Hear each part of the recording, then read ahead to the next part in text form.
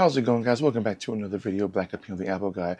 Today I'm going to be doing a three-part video series on what I like to call rebuilding my PC for 2024. Now, this isn't going to be like my first build, as I already built my first PC back in 2020. So for those of you that are new to my channel, as I just mentioned, I built my first PC back in 2020, right before the pandemic kind of hit and everybody was locked down. And so at the time, I was building on an AMD platform. I was running a Ryzen 5 3600, 6-core 12 threads with 16 gigs of RAM, and on a motherboard, the Asus ROG Strix B450, and I had it all in a Phanteks case. Now, this isn't going to be a complete deconstruction of my computer.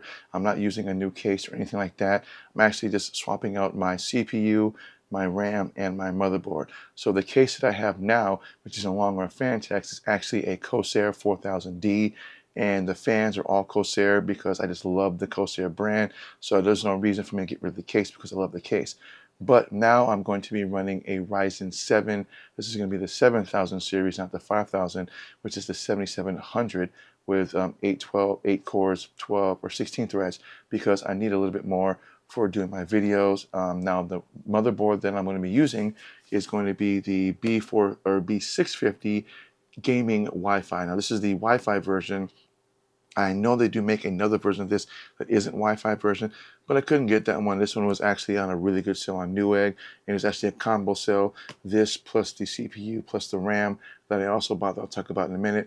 I bought all that, and it was actually a pretty good price. I believe I got this right before, right around Black Friday / Cyber Monday. So this is, again, the ROG Strix B450 Wi-Fi gaming motherboard. Now, I will not be using the Wi-Fi portion of this. I'm going to be doing a direct connect because everybody knows direct connect is, the best way to game. And again, the chip that I'm going to be using is the Ryzen 7. This is the 7700. This is the Zen 4, not the Zen 3. And it is the 7000 series, as you can see right there. As you can see right there, it is the 7000 series. This will be giving me a significant boost in performance over my Ryzen 5. And I will not be using Corsair Vengeance DDR4 RAM, which is this right here.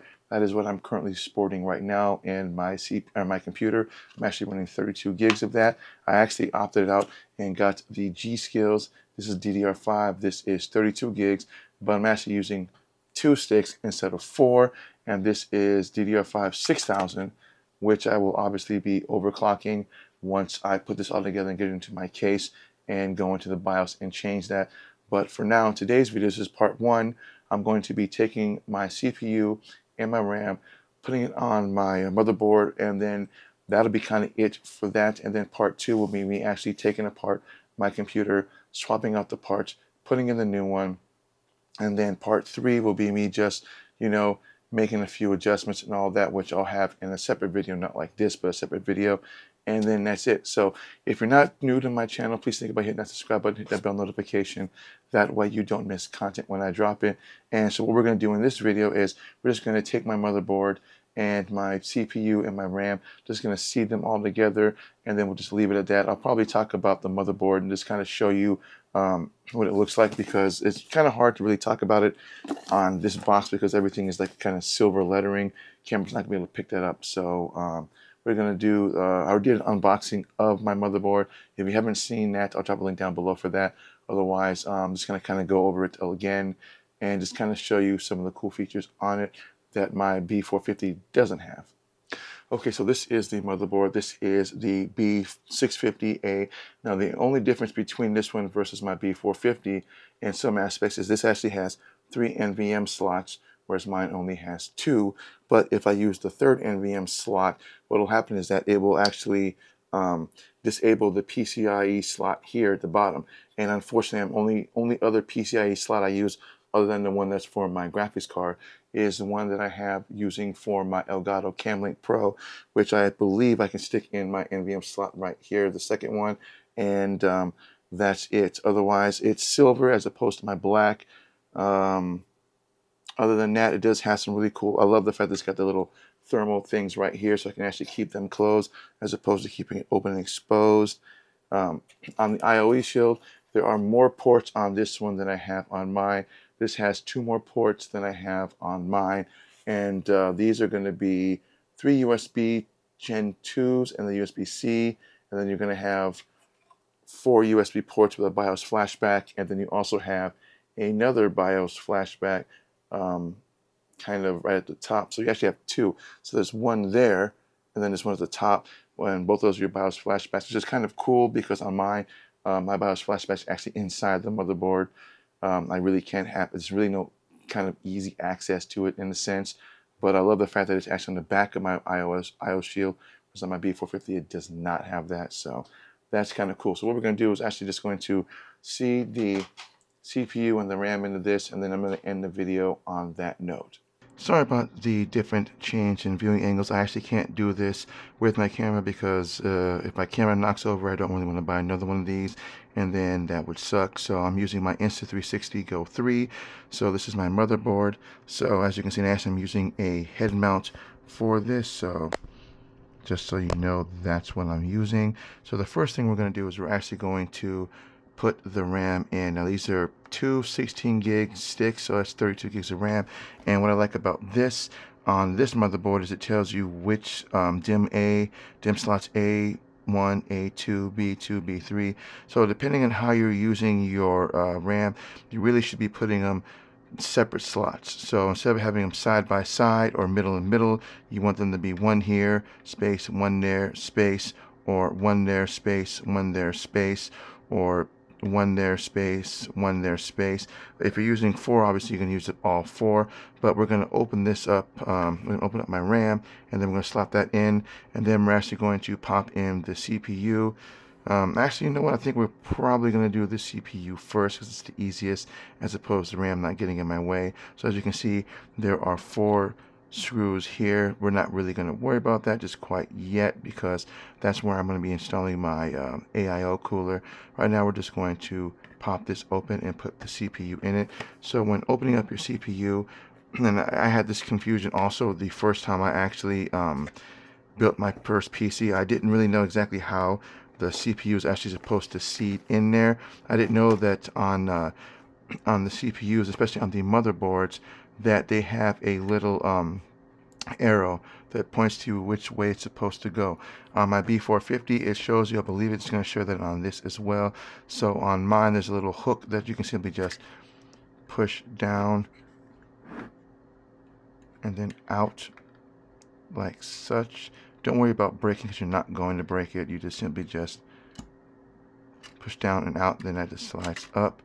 That keeps the plate pressed down on the CPU so that it doesn't do any moving or anything of that nature. So then you simply just lift up, and you want to keep these, and I'm not really sure why you keep this piece right here. I just know that you're supposed to keep it. I'm guessing if there's any issues with it, you have to return it, like any RMA, any issues with the motherboard or the CPU or anything like that, you want to keep this, that way they can say that you returned everything. And then we're just going to remove this, and then that's all you can do now. As you can see, all the corners are squared except for this little corner right here that I'm pointing to. That's facing that way. That is the way the CPU will be placed in it, because on the CPU on the bottom there is a little arrow on it that does show you, and I don't know if the camera will pick it up, but let's see if I can zoom in, if I can tilt my head down a little bit better. You might not be able to see it right there. There is a little little arrow thing, or it's just a little indentation. If you notice how the corners look different, with the exception of that one, that is the one that you put it in on. So that is, when it's always been like that. I never knew that when putting in my first CPU into my motherboard, but yeah. So, and you want to be very careful when you're putting this in not to bend the pins. If you watch tons of YouTube videos of people putting together PCs, they'll mention the same thing. You want to make sure that you don't bend the pins on the motherboard as well as on the CPU. That can be a bad thing, so yeah, you don't want to do that. So this is the CPU again. This is a Ryzen 7 7000 series. This is actually with Radeon graphics, so it's got internal graphics as well as me using a graphics card with it, which I didn't really know when I bought this up until a couple of days ago, and then I was like, oh wow, it's got a graphics card. So 8 cores, 16 threads, so just going to take this,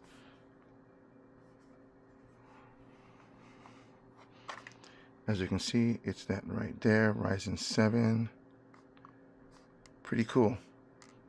So again, just to do a recap, all you gotta do is when you get your motherboard, not all of them are going to be like this, some will be different, but they will usually have some sort of a lever right here. You simply just press down, move to the side, that lifts up, then you just simply just lift up on this, and then that is the socket that you would put your CPU in. And like I said, not all of them, and it's not obvious when you look at it, but there is a little corner here, and usually it'll always be on one side where the other corners are just straight. This one will kind of have like a little slash. That is where you would put your CPU in terms of how it's supposed to fit in there. It won't fit any other way other than that. So this is the CPU. And again, you want to make sure that your hands are static free, or make sure you touch some metal. That way you don't, discharge on the CPU, because that would be bad, and then you have to buy a new CPU. And yeah, so touch some metal, which I'm doing right now, and pretty good. So I'm going to take my CPU and we're going to pop it into the socket, and this will be part 1 basically of my 3-part series on my rebuilt PC for 2024. Really want to make this, I wish they would make this easier for you to kind of get out, as opposed to just kind of ripping the whole thing apart. But yeah, you just get certificate of authenticity, first read, limited warranty. This one will have you the instructions on how to actually properly install your CPU. So if you've never done it before, I would highly recommend you read the instructions or watch some YouTube videos. But as you can see, it shows you exactly how to do this. And if you have yours coming with a Wraith fan, or basically a CPU fan, that's what you would install. That is what these are right here. These are where you would put your fans if your CPU came with it. Mine does not, and I'm going to be using an AIO cooler, so even if mine did, I will not be using that. I'll still be replacing these with the version that came with the AIO, but that'll be for a later video. But that's what that's there for. Otherwise, this will tell you exactly where the motherboard, or where the CPU is supposed to go. It'll tell you line pins with the indicator, which again is always going to be in the corner. It's pretty self-evident, but it may take a bit to find it. Like I said, when I did mine, it took me about 20 minutes, and I still couldn't figure it out until I looked it up on YouTube. I was like, oh, okay. So then be very careful with your CPU. You always want to inspect it, make sure that none of the pins are bent or anything like that. So it looks cool. Now see right here, I don't know if the camera will pick it up, but there's a little discolorization, so everything in every other corner is green. There's one there that's gold. That is where you would line up with where the CPU goes there. So this is facing this way, so when you place it in, even on the top, it will have a little discolorization right there. You place that with that, and it'll just seed right in. That's all you gotta do. You don't need to press down. It's in. Then you simply just close that. Then you simply just like such, and voila. And again, this is just like a little cool, like little heat sink. It'll tell you that you're supposed to keep this in case you need to return the motherboard. You need this. Otherwise, that's pretty much it for that. And then now we're just going to seed in the RAM. I do want to thank you guys for watching this video. Again, I'm still kind of new at PC building, so a lot of this stuff I'm still learning on my own. So obviously I'm going to try and open this without having to use my box knife, so that would really suck. But and again, this is DDR5. It is 6,000 megahertz, and I'm assuming these are the clock timings, which I'm not too worried about. This will work perfectly fine for my needs. And so I'm going to take these and I'm going to insert these into slots A1 and B1. So this will be A1, this will be B1. And most motherboards will have some sort of a little slot thing that you can simply just open up, and that is what you would use to remove the RAM from them. Now some will have this, some will be able to slot both at the same time. Some will not. It just depends, but usually sometimes it's just a matter of you having to pull it apart. If it doesn't slim apart, you can still slide it in and you close in one part, and it's still perfectly fine. It's just most motherboards will give the ability to slide them both open. That way you can seat it in and close it. This one does not, so we're just going to take this one, and you want to line up this notch with that notch, and you'll know when you put it in right because you'll hear a nice little clicking sound. And if it doesn't work, then you usually switch it the other way, because there's usually going to be one way that it can go. You want to make sure that it's slotted in with the other side too. There you go. And then you take your other RAM, and you take it and you put it in the next space over, not next to each other, but next space. Otherwise, what will happen is that if you bought a 32 gig stick of RAM, it's only going to read one stick of RAM as 16 and not 32. And you know this when you go into your system, you go into About, and it shows you the total amount of RAM that you're running, or Task Manager, and only registers 16 instead of 32, because you don't want them side by side. You want them spaced out, because that is how it's supposed to be. And again, you make sure both sides are slotted in. You want to make sure it's slotted in with this one as well as with that one, and don't force it in. You don't want to do that. Just take your time, and then once you get them in, you simply just press down. And if it doesn't go that way, then the other way, because like I said, there's always going to be there's always going to be only one way to do it. And then once you got it slotted in, there you go.